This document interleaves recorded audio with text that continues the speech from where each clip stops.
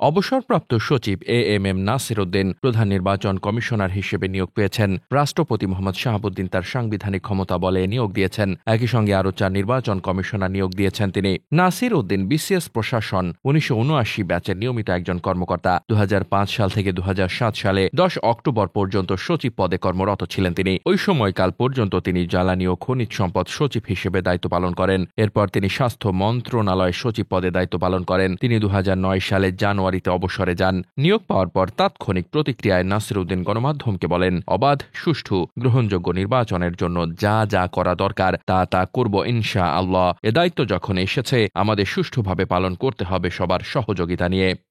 বৃহস্পতিবার মন্ত্রী পরিষদ সচিব ড শেখ আব্দুর রশিদ স্বাক্ষরিত পৃথক 2টি প্রজ্ঞাপনে প্রধান নির্বাচন কমিশনার এবং অন্যান্য নির্বাচন কমিশনার নিয়োগ দেওয়া হয়। অন্য 4 নির্বাচন কমিশনার হলেন অতিরিক্ত সচিব অবসরপ্রাপ্ত মোহাম্মদ আনোয়ারুল ইসলাম সরকার, জেলা ও দায়রা জজ অবসরপ্রাপ্ত আব্দুর রহমান মাসুদ, যুগ্ম সচিব অবসরপ্রাপ্ত বেগম তাহমিদ আহমদ এবং ব্রিগেডিয়ার জেনারেল অবসরপ্রাপ্ত আবুল ফজল মোহাম্মদ সানাউল্লাহ। এর আগে নির্বাচন কমিশন পুনর্গঠনে আইন অনুযায়ী গত 29 অক্টোবর আপিল বিভাগের বিচারপতি জুবাইর রহমান চৌধুরীর নেতৃত্বে 6 সদস্যের সার্চ কমিটি গঠন করা হয়। ওই কমিটি যাচাই বাছাই করে 10 জনের একটি তালিকা বুধবার রাষ্ট্রপতি দপ্তরে পাঠান। রাষ্ট্রপতি তাদের মধ্য থেকে 1 জনকে প্রধান নির্বাচন কমিশনার এবং 4 জনকে নির্বাচন কমিশনার নিয়োগ দিয়েছেন। এদিকে বিগত আওয়ামী লীগ সরকারের সময়ে 2022 সালের 27 ফেব্রুয়ারি নিয়োগ পাওয়া কাজী হাবিবুল আউয়াল কমিশন গত 5 সেপ্টেম্বর একযোগে পদত্যাগ করেন। এরপর থেকে প্রায় 3.5 মাস নির্বাচন কমিশন শূন্য ছিল।